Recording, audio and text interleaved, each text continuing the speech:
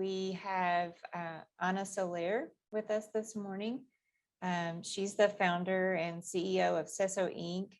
And CESO Inc. is an organization with a mission to strengthen cultural and linguistic bridges with English learner parents, patients, and communities in educational and healthcare settings. So she has a degree in social work and a master's degree in public health, and is currently a PhD student in special education at the University of Georgia. So she's got lots of experience and knowledge that we are glad to get to share some of today. We met Ana through Partners for Inclusive Communities here in Arkansas, as she helped to develop and establish the Arkansas Bilingual Interpreter Certification in Education credential for educational interpreters in Arkansas, which was also the first one of those certifications in the nation. So she's going to talk to us today about some best practices for providing interpretation services, as well as information about collaborating with interpreters. So whether you provide those services or you need to collaborate with coworkers bilingual coworkers to provide services to families or individuals who need those services, then there's going to be information for everyone today. So without further comment, we're going to turn it over to you, Ana, and appreciate you being with us today. Well, good morning. I hope everybody can hear me okay. Yes? Okay. Would love to see all of you, because Stacey is completely right. It's hard to just, speak to 5 little squares. So hopefully you'll feel, thank you very much. That's so much better. So welcome. Good morning. Very, very nice to meet you. Glad to be here and glad to get to know you a little bit better. As Stacey was mentioning, this will be more of a conversation. Of course, I'm here to provide you with as much information as I can possibly give you in the short time that we have together in terms of how to work with interpreters, what interpreters actually do, and perhaps some framework for those of you who are already interpreting. So there will be a lot of information thrown at you, and so I'm hoping that that you feel comfortable asking any questions that you may have of me, okay? And you can do so by writing on the chat or raising your hand, whichever you feel more comfortable with, okay? So I do want to get to know you a little bit better. So let me go ahead and put my screen up here, move all my windows. I was saying how wonderful it is to have Stacey here, because usually when I'm doing trainings, it's all by myself and I got to do it all. So it's nice to have somebody else to help us with this. So this is kind of the agenda for the couple of sessions that we're going to be together. So we're going to be talking about some roles and responsibilities of interpreters. And from what I gather so far, you work, if you are interpreting, you're working in many different settings, not just in schools, but you work in medical settings, of course, social services. So we're going to be kind of mixing a little bit of information to make sure that you leave with at least, again, the framework of working as an interpreter. We're going to be talking about dual roles. So most of us who work in organizations such as yours or schools, we have more than one hat or multiple hats. We're not just interpreting, we're translating, we're doing outreach, we're doing so many different things. And so, of course, it's a little bit confusing sometimes to determine when you stop being an interpreter and when you kind of switch hats. So we're going to talk about some case scenarios so that you can begin to figure out, what would work best in your setting. Of course, the Code of Ethics is our framework, our foundation. So we're going to be talking about some similarities between the Code of Ethics for school interpreters, for social service, for legal interpreters, medical interpreters, and how we kind of combine some of the requirements that we have as professional interpreters. We'll be doing a little bit of practice somehow of consecutive interpretation. And of course, I know that some of you are on the other end, right? You are the ones that need the interpreter, so do not worry. We are going to make it work and make sure that you actually have the experience of working with an interpreter after we have a little bit of a framework. I'll show you some interpretation techniques for those of you who are interpreting, site translation. And again, we're doing a little bit of practice, and then I'm going to leave you with a lot of resources so that you can continue learning. So of course, this is kind of the tip of the iceberg. But I do want to make sure that you have some resources to continue learning on, how to collaborate with interpreters, and if you are an interpreter, how to grow some of the skills that you already have. So I would love to get to know you a little bit better. So if you can really quick, now this is a small group, which is perfect. If you can quickly introduce yourself and just tell me a little bit about you, whether you speak a second language or not, perfectly okay. If you work as an interpreter, if that's applicable to you, or if you have worked with an interpreter before, and what you think you would like to accomplish from this training, okay?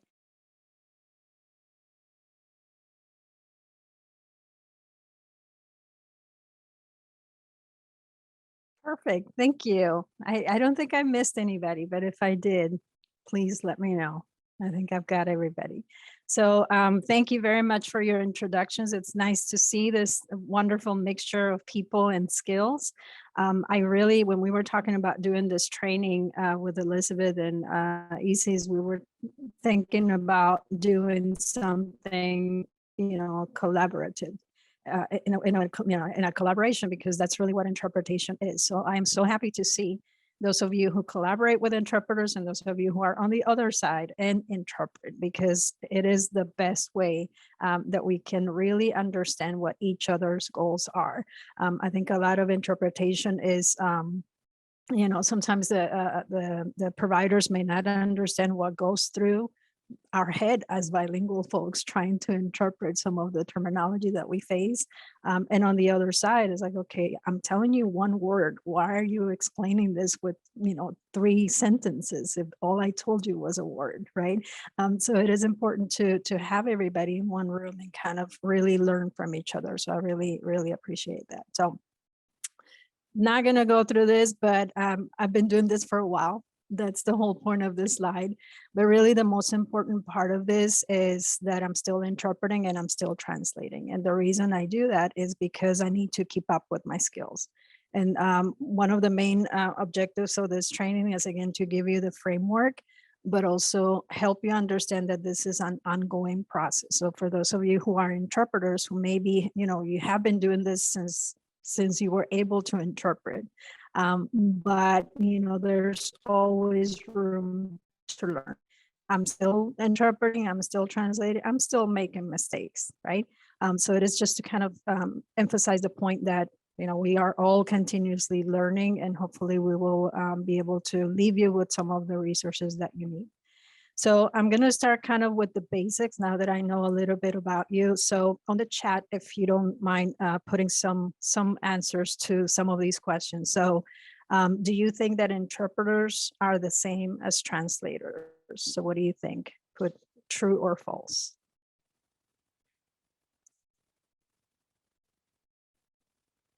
False, false, false, false, false. I love that. Okay, so I see a lot of false. Nobody wants to say true now because everybody's saying false. Okay, so why do you think it's false? Who wants to volunteer and give me an answer? Oh yes, and by the way, if I don't hear from anybody, I'll start calling people. I do that. Let's see. Carlos, why do you think it's oh, go ahead. Laramie has her hand up. Oh, go ahead. I was really surprised in the videos that you sent us to learn that they're not the same. So I think interpreters are speaking like a different language to someone, whereas like a translator is more like doing written, or I think American Sign Language is also translation, right? Mm-hmm. Yes, and very good. So Jane is right in that as well. So the difference is that one is spoken. So the interpreter is communicating in a spoken language. So when you need an interpreter for a parent-teacher meeting or a medical appointment, you're using an interpreter. So it's oral language, right? Written has to do with translation. So the reason we make a distinction is because not everybody can do both.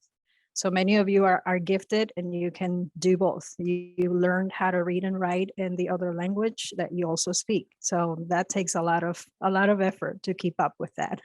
But not everybody has those skills. So the reason we mention that is because, you know, we cannot assume that somebody that can interpret can also do some of the translations that you do. And so sometimes we see a lot of the Google translation features used, which, as you know, it does have many advantages for sure. And Google, especially for Spanish, has gotten so much better, but you still need a person to actually review that information. I do not know what it's like to Google in Hmong.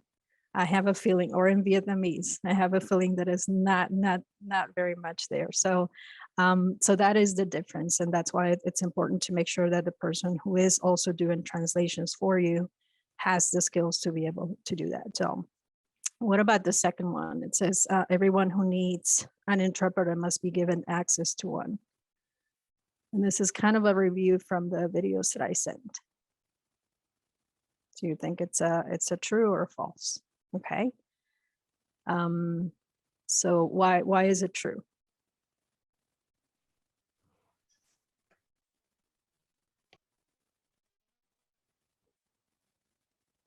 I heard somebody. Why do you think it's true?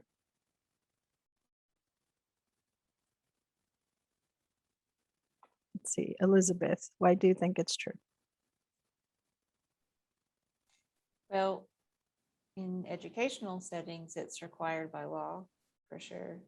Mhm. In any kind of federally funded, like agency or organization, it's required by law. Exactly. I think my lingering question would be in businesses and private enterprises. That might be a question I Right. came up with when you asked that question. Yeah, and then that's a very good point. So any entity that receives federal funding, such as schools, because we do have federal funding coming from Title I, Title III, special education, you know, the schools receive funding. Of course, hospitals, any type of medical facility that accepts Medicaid, Medicare, all of those are federal funding. So any entity that accepts patients or clients and receive federal funding has to provide some type of language access. So language access is also subject to interpretation.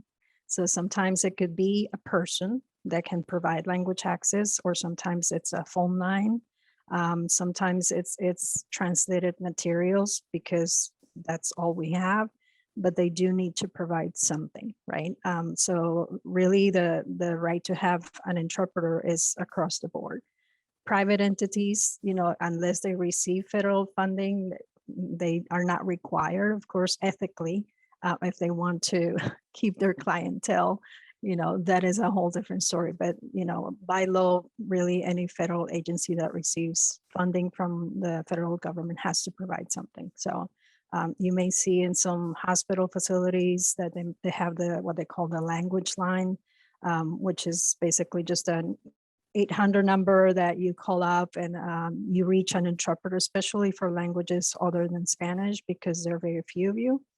So for Marshallese, you may need to have that particular service. It is super expensive. They do charge per minute, I believe. So it's a service. It's there. If there's an emergency and it's really hard to find a Marshallese interpreter right away, you know, it is what it is. I mean, other providers have to provide some type of language access, and that's the way to do it. So the type of training that the phone interpreters through those services have is unknown. It could be kind of a generalized training, but it may not be specific to what you need. So if it's something medical, they may not have that knowledge. So it just varies with the type of service, but it is available. So. And do you think that interpreting is the same in every setting, clinic, schools, health? Is it pretty much the same? Or you think there's some variations?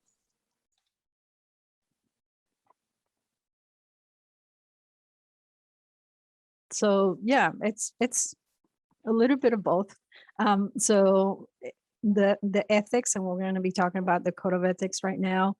the foundation is there. There are some slight differences. Obviously, the setting is a little bit different. And I'm sorry, my cat's going crazy in the background. I have no idea why. So of course, the terminology will be a lot different, right? So many times we've had legal interpreters, medical interpreters who come into a school to interpret for a special education meeting, and they're lost. They know how to interpret, right? They know the framework, they understand the code of ethics, but in terms of the terminology, it may be a process for them to kind of adjust to the other setting.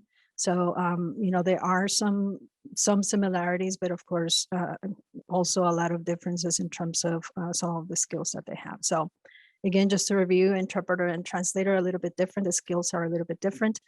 Some of us can do both. Some of us are better at one than the other. Usually interpreters obviously have a little bit of, well, actually they have less time to react because you're asking them to interpret on the spot, and that takes a lot of brain matter.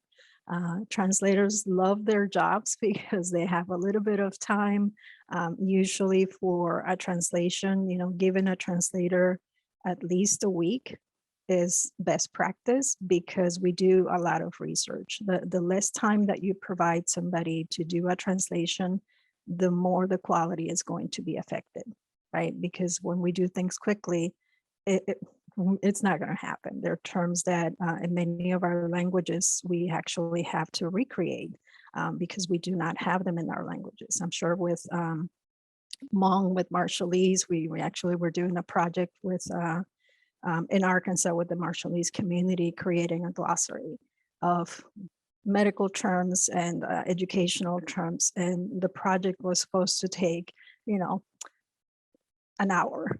It took about a week to figure out some of the words because we don't have them in Marshallese, and we have to actually recreate the language almost.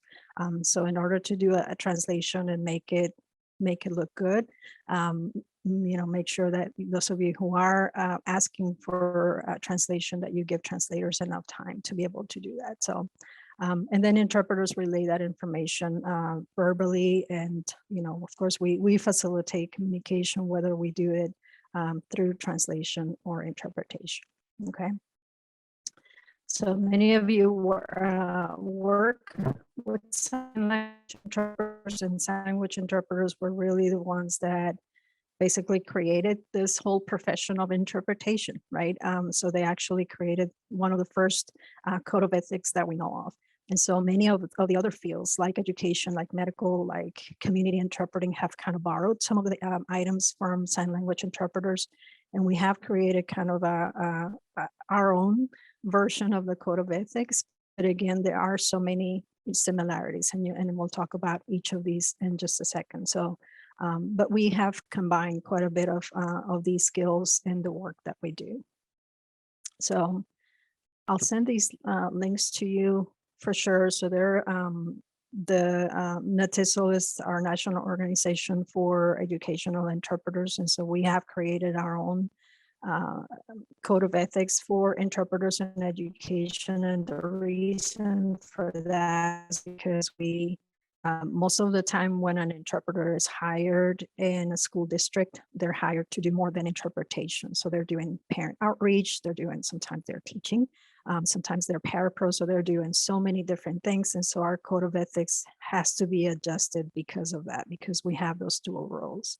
The one in the middle that you see there is the National Council of Interpreting in Healthcare organization. And of course, they also created a code of ethics. So theirs is for interpreters in any type of medical setting. So I do, encourage you to go through that, because again, there are some slight, similarities, and there are, of course, differences because the setting is a little bit different. And then NAGIT is one of the national organizations for legal interpreters, and they have quite a bit of resources that you can tap into as well. So I'll make sure that you get these links so that you can kind of review that on your own, but we're going to talk about each in just a little bit. So in terms of some of the roles that we have as interpreters, these are pretty much the same across fields, right? Most of the time, one of the most important roles that we have as interpreter is to be a conduit of information, which sounds pretty simple, but it's not simple at all. This is just basically transferring information from one language to the other and vice versa. So when you're working with an interpreter or those who are interpreters, that's kind of what you're doing. Most of the time you're working consecutively. So it's like a conversation. Somebody says something, you say it back in the language, and then you keep going, right? That is your most basic role and the most important role that you have. However, sometimes, and we'll talk about terminology in a little bit, you have to switch hats and say, okay, the interpreter has a question. I do not understand this abbreviation. So when you do that, you're kind of putting another hat and saying, okay, I need to clarify this information. You may be feeling that the family is just not understanding what you're saying, even though you're interpreting accurately. But, you know, there's a jargon, there's some abbreviations, there's some really complicated, you know, vocabulary that they're giving you that, you know, you're seeing that the family is confused. So you clarify, right? So you're switching roles constantly. Sometimes many of you have to clarify some cultural misunderstandings. So I've had interpreters who tell me, you know, I just sometimes when families come into a school, for example, they're so thankful to the teachers, then they go and hug the teachers, right? And that culturally is just not something that the teachers are used to, right? So we have to kind of clarify that information for the teachers and say, you know, sometimes some families, without making stereotypes or promoting stereotypes, right? Some families feel that, you know, by giving you a hug, they're just thanking you for your services, right? So there might be some other situations where you feel that you need to clarify something, or that the parent said something that was, you know, let's say that they're using traditional medicine and they just do not want to use something that the provider is, you know, suggesting or recommending. So sometimes you do have to put that hat on without, you know, without again making assumptions and without promoting any type of stereotype. So we're constantly switching hats for sure. And then the last one is the advocate role. And this one is kind of a little controversial, but it really, you know, it does have a negative connotation. But really, by providing language access, we are already advocating for our families because we're easing that communication, right? Really, the advocating that we do in any setting is empowering parents or clients or patients with information. So anytime that we are, you know, encouraging families to ask questions, we're kind of advocating for language access. Anytime we say to, anytime we're interpreting accurately, you know, even if it's something negative, we're already advocating, because interpreters must advocate not only for the patients and the clients and the families, but also for the providers. So we're there for both parties. Okay.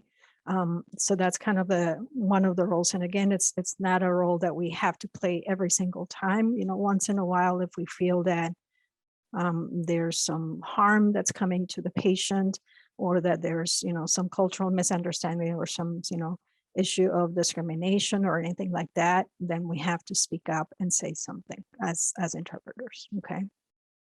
But any questions so far? Okay. So sometimes in healthcare and also social services, you will have dual roles, meaning that you wear 1,000 different hats. So what advantages do you see? For example, let's give you the example of a school that you may be working, you know, you speak a second language, therefore you interpret. Maybe, you know, you do translations as well, but you're also in charge of parent outreach, right? So you're wearing 3 different hats.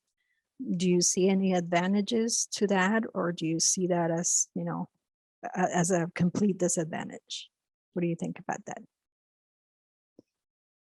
And you're welcome to write it on the chat, or you can unmute yourself and tell us.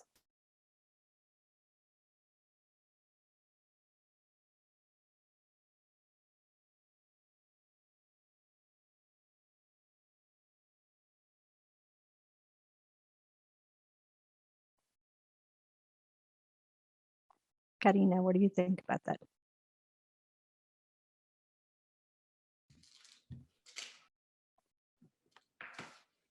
Um,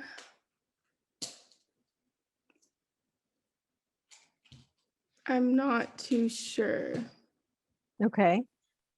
Let's see, what about, let's say that you work as an interpreter for your agency or Mhm. for your organization. But you're also asked to do some parent workshops about special education. Do you see any advantages to doing both jobs at the same time? Or do you think that it's just, it's too much? Personally, I would think it'd be too much just because it's two different worlds in a sense. Mhm. With parents, it's not going to be, well, I wouldn't be like so, I mean, I'd still be professional, but not as professional as like in the healthcare Right. world, if that makes sense. Mhm. It wouldn't be difficult to do both, but it'd be a lot to manage and juggle both. It is. It is definitely a lot to them, to manage. Time wise, it's really hard to manage all of the jobs. Elizabeth, what were you going to say? I was just wondering if somebody, one of the people here might like to share an example of dual roles that they find themselves in. I don't know, because that might be specific to the work that we do, that each of us does, like Karina or somebody else who you might think of how you end up in being an interpreter, but also you have another role and how that looks in your specific work. If that might be helpful just for an example, if maybe somebody would be willing to talk about that. I have advice. I think it could be both. I think the advantage is that you're able to use your skills to generalize across the environment. So you're still using your skills and you're still using what you know. And the families, I think they can look up to you, as the person they need to help them to get the services that they need. I think the disadvantage would be like if you're the only person that's serving, I think it'll be hard to assist and to effectively support everyone equally. Yep, absolutely. And Karina and Kimberly, you're right on. So disadvantage, especially for those who speak languages other than Spanish. Although for Spanish speakers, sometimes you may be the only one in the whole area that needs to help a lot of the community. But for those of you who speak languages other than Spanish, sometimes it's you for everything, right? Everything. Whether it's a clinic or an emergency in the middle of the night, I'm sure you're answering those phone calls. So it is pretty stressful. It's a lot of work. At the same time, the advantages is that you have such a great bird's eye view of what's going on with the family as a whole. So you're an incredibly important and essential person in that community because you have a sense of exactly what is going on, not just in their school, not just in health wise, but financially. I mean, you have so much information that is so valuable to those who are providers and who seek that information from the family. So definitely the time component is difficult to manage. So I have a lot of respect for those of you who have so many things to do during the day and you're not just interpreting and translating. If we add just the translation piece, again, the translations take so long that it's a big chunk of your time that it needs to be spent in that particular skill. So usually when we have more than one hats in our organization, the best practice or the recommendation is to make sure that when you are interpreting for a family, that you're there as the interpreter of the family. So one of the things that we're going to be talking about is how to properly introduce ourselves as interpreters so that everybody knows, okay, this person is right now being the interpreter if we have questions about, a clinic or a form that needs to be submitted, anything else needs to be addressed perhaps at the end of the meeting, or we need to figure out another setting, because right now you need to be an interpreter. And that's hard to, it's not easy to do, and it's not always possible. But, trying to maintain one, or trying to play one role at a time is usually what works best in most settings, whether it's, medical, legal, educational, whatever it is. Legal interpreters have a little easier time with this, and I'm sure Brian will let me know if that's not true, but you go there to interpret, you don't have any other roles. This is all you need to do. In medical and education, we wear 1,000 different hats. So Anna, I'm sorry, I can't find my hand raise thing. I don't know why. So I'll just verbally raise my hand. When we've talked in our agency sometimes about the issue of dual roles, specifically like in our applied behavior analysis program, sometimes, and some of you will certainly be able to speak more clearly about this than I can, but since that's not our division or our department, but that there may be a line therapist who works directly with the family, and so does regular therapy with that family, and is able to function as a bilingual staff to be able to help that and support that family. Then there may be a consultant or a behavior specialist who is monolingual, who needs that line therapist support to speak with a family. And so that therapist definitely, or even the lead, will definitely have two very defined roles. And it may be a challenge to come in and out of that role, and to, there are certain responsibilities as a therapist that then maybe the behavior specialist or the consultant has,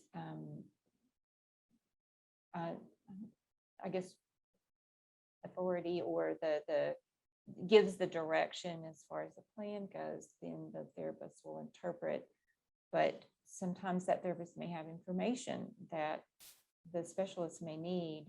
And so when, as the therapist is interpreting, kind of that line, in real time, where there's information that needs to be shared, but also I'm being the interpreter. And so coming in and out of that can be a challenge we've talked about in the past. So that, something about dual roles that we talked about. that's a great point. And yes, it's so difficult to know when to play what. Again, in some settings, if you work, for example, as a contract interpreter, meaning that you're working for an agency only as an interpreter, this is easy, right? You just go and interpret and you're done. But in most of our cases, that is not the point, right? You're working in so many different areas. So the reason I'm bringing this up is so that you remember that, again, the code of ethics that we're going to be talking about is kind of a framework. It's what I call a skeleton for our profession, but it doesn't provide all of the answers to all of the dilemmas that you're going to find. Right? As there might be things that you're going to have to say, okay, I'm a professional, I'm going to use my professional judgment, and here's how I'm going to act. But because there's so many variations to the work that we do. And yes, trust can be built with the family you serve when you can do a dual role. Absolutely. It is hard on you. And I know that this is, it's a lot on your shoulders, because you are everything for many communities. And when I talk to to our Marshallese friends, they do it all, as I'm sure all of you do, right? So it is a lot on you, and there's a lot of, I emphasize a lot of self-care because of that, because you really sometimes don't realize how stressful this job can be when everybody needs something from you all at the same time and by yesterday.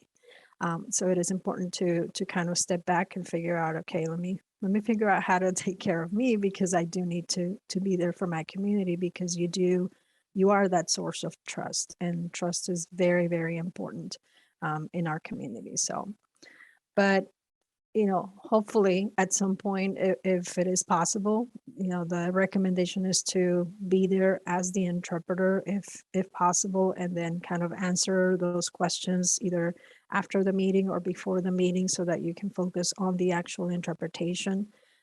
Usually if a parent or a patient asks a question from you directly, again, you may be the one that needs to answer the question. But the whole point of this is to make sure that everybody in that room feels connected. Sometimes as interpreters, let's say that a parent asks, well, what would you do in this case, right? As an interpreter, my answer would be, I'm here to provide you information, but we can ask the teacher to help you, or to help us figure out, what we need to do with your child, right? It is important that the English speakers do not feel left out when you are trying to connect with the family. And we do that quite a bit because we do need to establish that trust. So it is important that, if a question comes to you from the parent, from the client, make sure that you let the English speaker know what's going on. And again, a lot of it is we are providing services and we are trying to build that trust, not just with the families, but also with the providers. And so when you kind of involve everybody in the conversation, then, you feel like, okay, I know what's going on. Because, when we are not aware of the language, or maybe we can understand a little bit of the language, but not really speak it, we always feel that everybody's talking about us, right? So just make sure that that you involve everybody in the conversation. And again, if you're interpreting, if you have to, and I know in your setting is really difficult to differentiate those roles. So some of you are all of it, right? So if it is possible to find an interpreter who is impartial to the situation, sometimes you need to do that, because there are situations when you are so personally involved that it is difficult for you to be impartial. It's just human nature. So in some situations, it may be best to bring somebody that is completely removed from the whole situation, the whole case, so that they can provide impartial interpretation. And hopefully, be able to provide some, a follow-up meeting or follow-up information so that somebody else can come in and give you what they need. So what we're going to do now is I'm going actually to, let me see if I can access it here. We're going to do a little breakout exercise. And the way that we're going to do this is I'm going to put a link on the chat, and I'm going to show you what I'm going to put on there. So 1 second. Okay. So I'm going to share my screen and I'll show you what you're going to see in just a second. Can you all see my screen? It says, let's talk about roles. Okay. So what you're going to do in your group, once I put you in the breakout sessions, I'm going to make it a little bigger. Is that better? Okay. So you're going to see different case scenarios. You do not have to go in order, but you can pick whichever scenarios you want. Maybe 2 scenarios, whichever you want. And talk about, what your role would be. Talk about some of the things that you might do in those situations if you are the interpreter, but also if you are the provider. What are some things that that you would maybe do in a situation like this to prevent it from happening in the first place, or to address some of the problems that you see. Okay. And again, you can pick whichever case scenario you see on there and kind of talk about it in your group. Does that make sense? Okay, so if you see, hang on, computer's acting up. So I put a link on the chat, so go ahead and open that and make sure that you see the same document that I just showed you. You got it? Okay, perfect. Now, have you all worked in breakout rooms before? You have, okay. So if you have not, you'll see a little button that says join a breakout room, and you'll go to cyberspace for a few minutes, and then you'll go into your breakout room for about 10 minutes. No, let's give you 7 minutes. And then I'll bring you back and we can talk about some of these, okay? All right. So I'm going to open up the rooms and you should be able to see a button to join. Okay, welcome back. Looks like nobody wanted to come back to the main room. You were having great conversations about this. All right, so not so easy, right? So many different gray areas that I heard about, but who would like to share some of the things that they talked about in their group? And I'll put the actual document here so we can talk about some of these.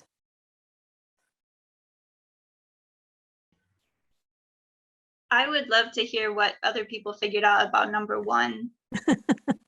I like that. I don't want to share, but I want to see what other people did.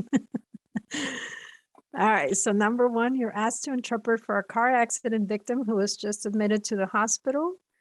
The patient is complaining of back and neck pain. The attending doctor is very rushed. Does that ever happen? That always happens, right? And it's asking you to interpret a lot of questions one after the other. You are taking a lot of notes, and as soon as you start interpreting one question, the physician interrupts to ask another without giving the patient a chance to answer. The patient is getting sleepy from the pain medication he is receiving, and his answers are now slurred and incomprehensible. So just a side notes, all of these are real cases. This is not made up. Either they have happened to me or some of my students or somebody. So yes. So what do you think? What suggestions do we have for number one? You can go ahead, Lauren. I don't think I'm not usually in a medical setting, but I think if I were in a medical setting and I was someone that was like a part of like, you know, the interpreters translating to me and the patient, I would want them to be like, hey, like this person needs some time. You're stacking your questions and they're getting really sleepy and we need to figure something else out because they're about to pass out. Pretty much. Yes. What other suggestions do you have? Is there, if you are the go ahead, Ashley. I would address the fact that they're not lucid first and foremost and request that they come back at a different time and kind of turn more into that advocate for them so that, again, they can understand what exactly is being said to them, especially for something as important as like medical treatment. Yes, absolutely. So number one, we have a patient that is just not there because of the medication. So, you know, your interpretation, no matter how knowledgeable you are going to be, is not going to be correct, right? So yes, you have to put that advocate hat for a couple of reasons. Exactly what you said. Number one, the doctor is going way too fast. If you are the interpreter in this case, you probably have no time to breathe right now because you're trying to keep up with all of this information.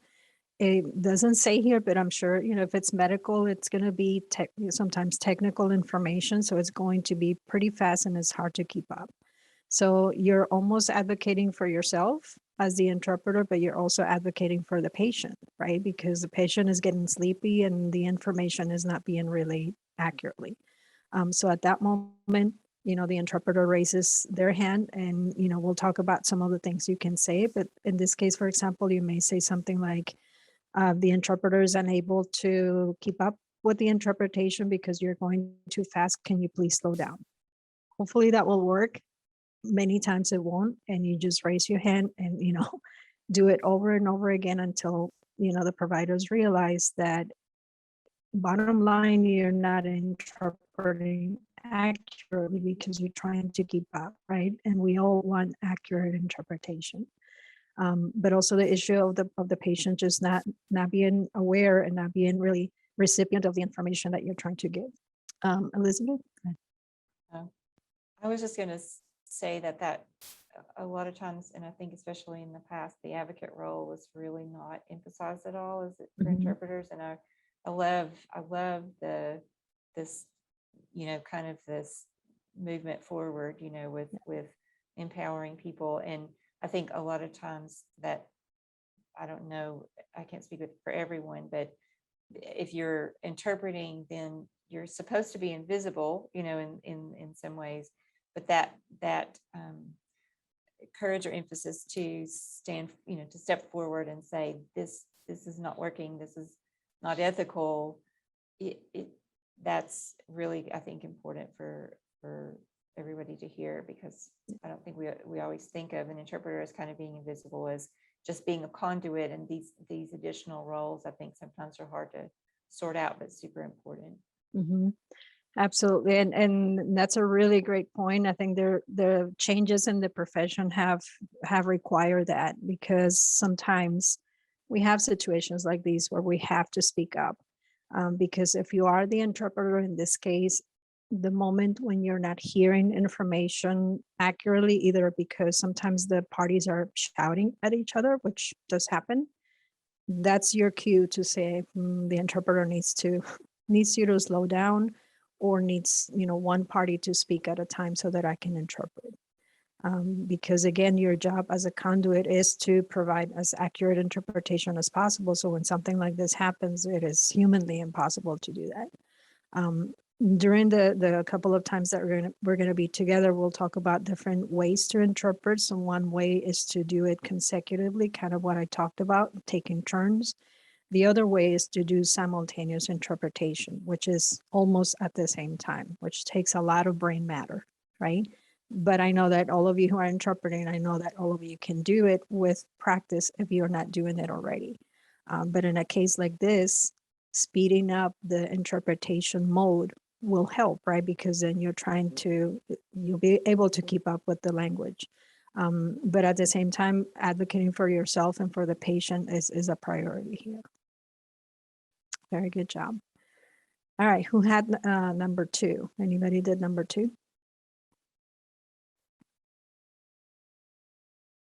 Or which one did you have that you want to talk about? Let's see. Let's see, hang on one second.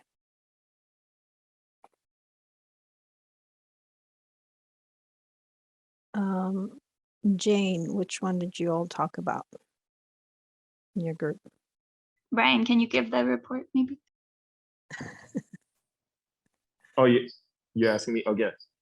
Yeah, we did number 5. I say you have to acknowledge both parties that it's too distracting to have that kind of conversation, and it should be set at another meeting for it, and so that way both parties have undivided attention because the assistant principal was using a lot of abbreviations, and some of those you don't even know. So you need some time to, a set time that you can actually, asking, what do you mean by this?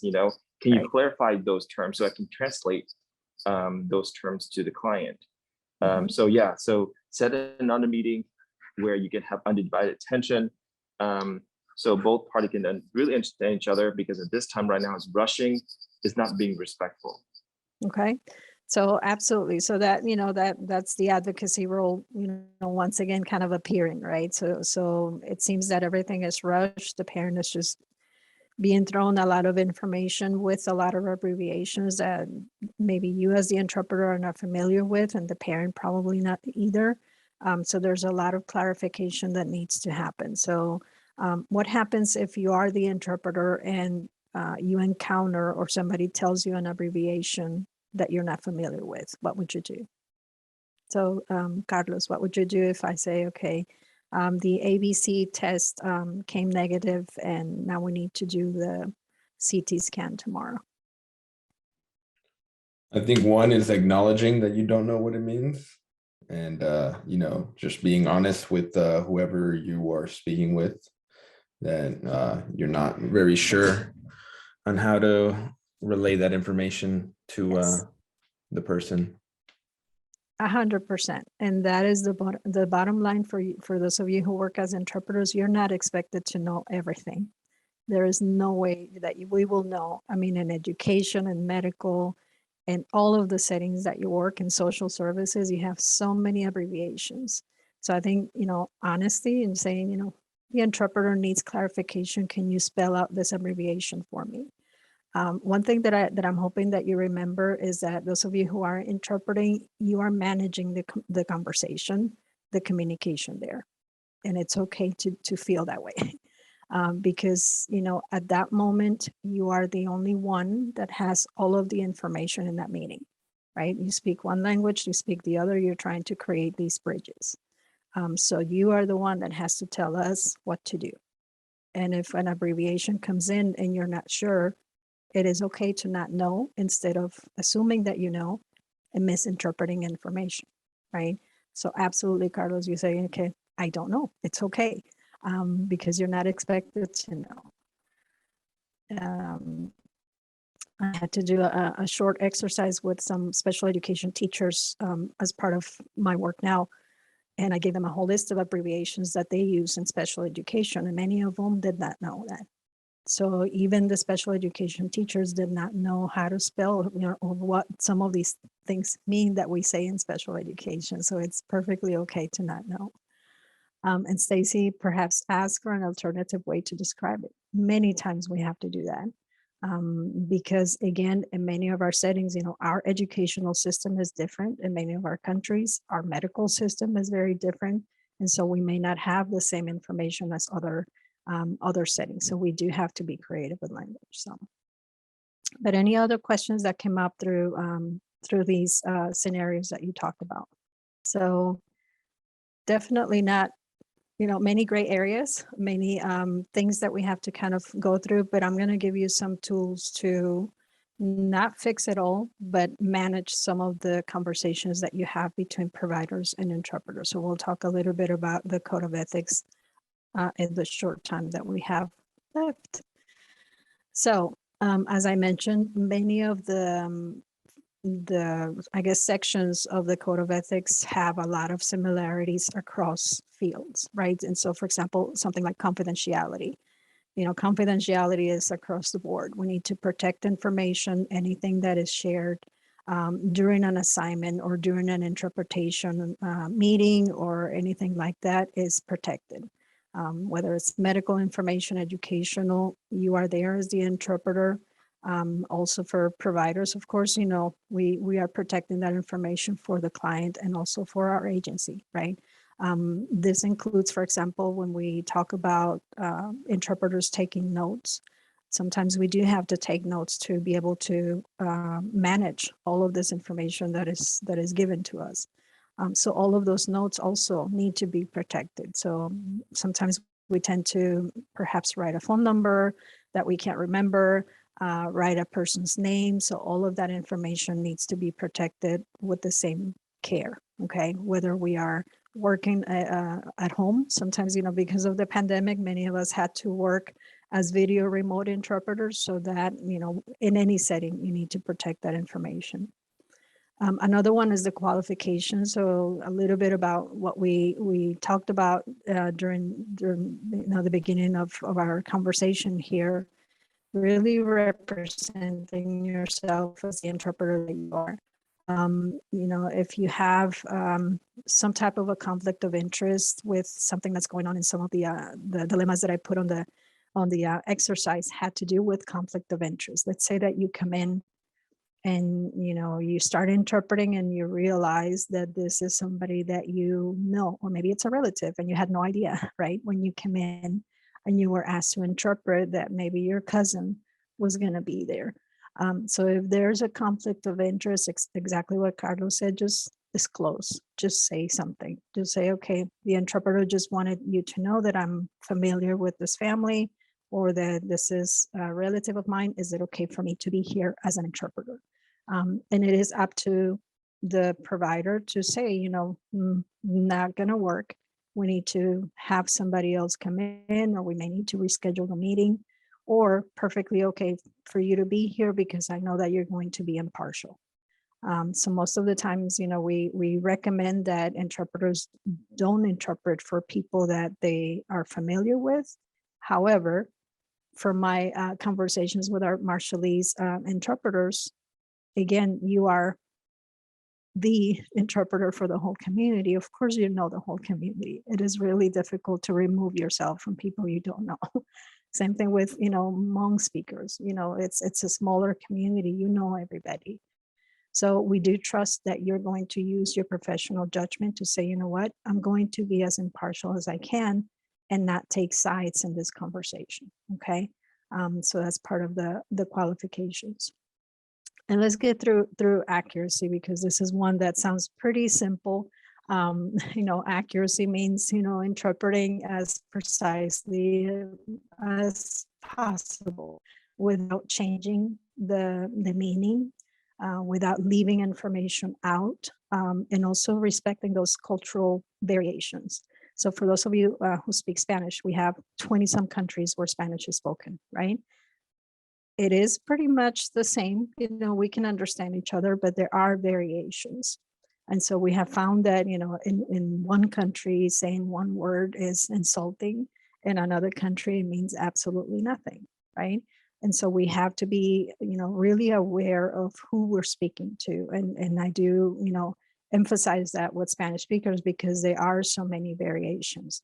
I do not know much about the Hmong language in terms of variations of the language within the country. It could be that, it is different, but I know, for example, in Arabic, there are many variations of Arabic. There is a universal Arabic, but, you got to make sure that you understand the speaker and that you're not omitting any information at all. The tone is also important. So for example, if somebody is, using sarcasm or really emphasizing a message. Let's say that a doctor you're interpreting for a physician and they're talking about diabetes and, making sure that the person follows the protocol and the diet and all of that. And, he's really stern because the patient has not followed directions. But when you interpret, you don't interpret with that same tone. The message will be lost, even if you're interpreting the words correctly. Okay, so it's not just about the words, it's also about the power of the sound of your words. So that's something to kind of keep in mind. And for those of you who collaborate with interpreters, just keep in mind that things like humor, sarcasm, those are really difficult for us to interpret, because we have to kind of figure out how, what equivalent do we have for those particular words. Jokes usually do not make sense in other languages, right? So we have to be creative with some of those as well. Idioms, many idioms that we encounter, and idioms are so culturally based. And so it is important to, as much as possible, to avoid using idioms or idiomatic expressions, because they're really difficult for us to find an equivalent right away, right? So I'll show you a couple of examples here. And these are from, medical setting. When we talk about, a parent wanted to get something off his chest, right? It's not, we cannot really interpret that literally. We have to find an equivalent for that. And oftentimes in many of our languages, we may not have an equivalent for these. So what do you think the answer is for number one? When I say the angry parent wanted to get something off his chest. See, right. So expose his feelings to somebody. What about number two? Is your turn to present the case, just bite the bullet.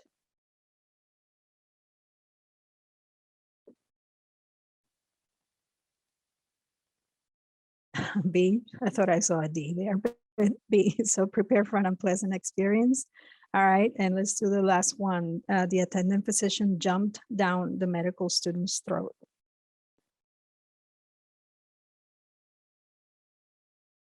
Right, so talk to someone in an angry fashion.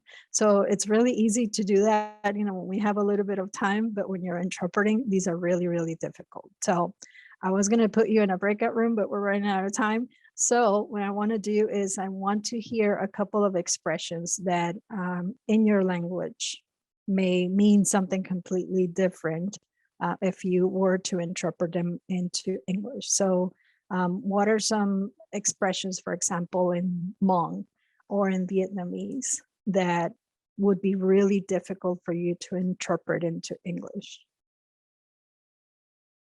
Kimberly, can you think of one? I think for Hmong language, I think we don't have.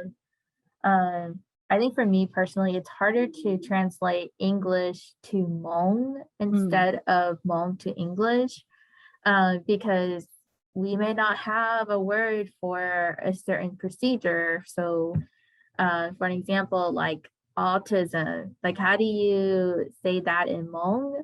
I don't have a word for that. Right. So we don't have a certain term for like autism. For autism, this is the word. For someone who has a disability, this is the word. So I feel like in Lindy or Tia, you guys can like, correct me if I'm wrong, but I know that like in Hmong language, it's really hard for us to translate medical terminology or any other terminology to Hmong because we don't have that language built. So that is the downfall. That's very interesting. So in a case of autism, how do you, I guess you would have to explain the whole thing? Yeah. Yes. So, I heard somebody else speaking. Sorry, Right? it was me. That's it was okay. me. That's okay. Yes, you would have to like sit and explain all the symptoms in a sense, because we don't have a specific word labeling what autism is. So Right. you would just tell them based on the symptoms. Okay. Okay. That makes sense. Now, does that happen in Vietnamese as well? Yeah. So when I was the interpreter back in the day, there are some law terms that I have no idea how to translate. I understand what they are, but just to translate, I just have to describe using more Vietnamese words so the client can understand or simplify it in a way. So for me, it's just hard for me to find a specific term that people normally use. So I just try to explain it, like describe it and put more words into it so the client can understand. Yes. And that is very common, and in Spanish sometimes we do have to do that, but I can just imagine like something like autism trying to say a whole paragraph, right, for that one word. So for those of you who are collaborating with interpreters, remember that sometimes we have to be very creative with language, and therefore if you give us only one word, it may take us a few more minutes to explain that information because we have to build the whole background. Same thing with, with special education, with other topics, we have to build the background because we may not have that word in our language. So usually interpretation will take double the time. So in terms of scheduling an interpreter, if you're planning for an hour meeting, a meeting with an interpreter is going to take a longer time because exactly what Kimberly was explaining and Brian, we have to build the language almost to make sure that the families understand. So just a couple of things to kind of remember in order to again plan ahead and really realize what it takes for interpreters to communicate as accurately as possible.